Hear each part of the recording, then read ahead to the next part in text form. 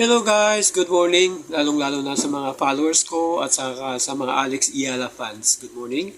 Ganon din sa mga content creator na katulad ko.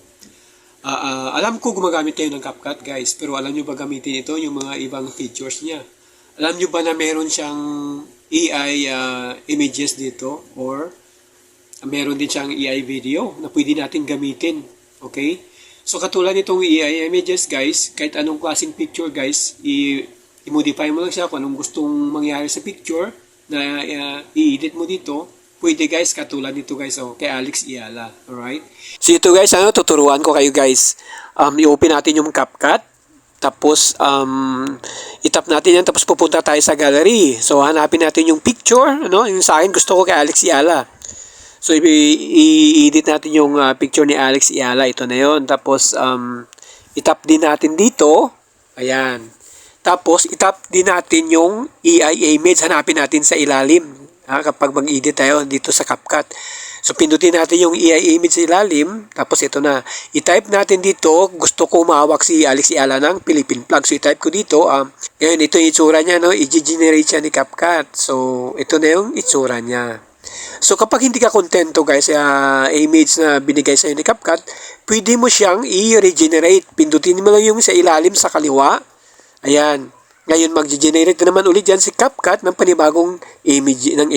Okay? So, ayan na. So, dalawa ng picture dyan. Piliin mo lang kung anong gusto mo. Okay? So, halimbawa, ito naman sa aso mo. Hanapin natin yung aso. Tapos, gusto natin na humawak siya ng gitara. Okay? So, ayan.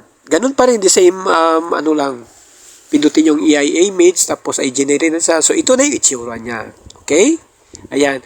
So, paano naman yung AI video? So, katulad dito kay Jasmine Paulini na kalaban ni Alex Iala sa tennis.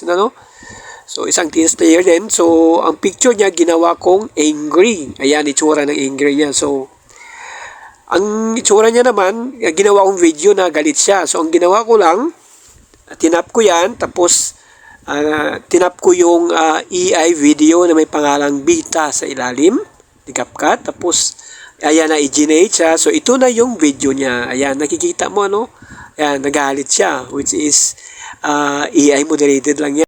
So, kapag ginamit nyo ulit yung AI video, babayaran nyo na, guys. Pero ang kagandahan nito, guys, 50 pesos kada buwan lang. Hindi katulad ng ibang mga AI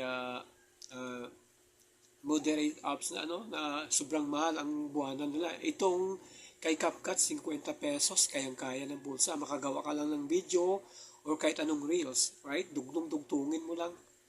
Pag 10 seconds or 15 seconds, isang reels na yan. So, hindi ka na mahirapan. Alright?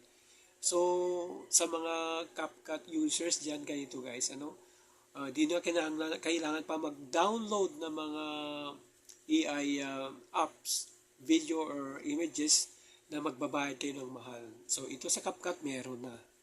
Okay? So, sana po i-share nyo ito sa iba. Alam ko ang daming gumagamit ng CapCut at yung iba hindi pa nila alam kung paano gamitin. Okay? So, good morning again and thank you guys.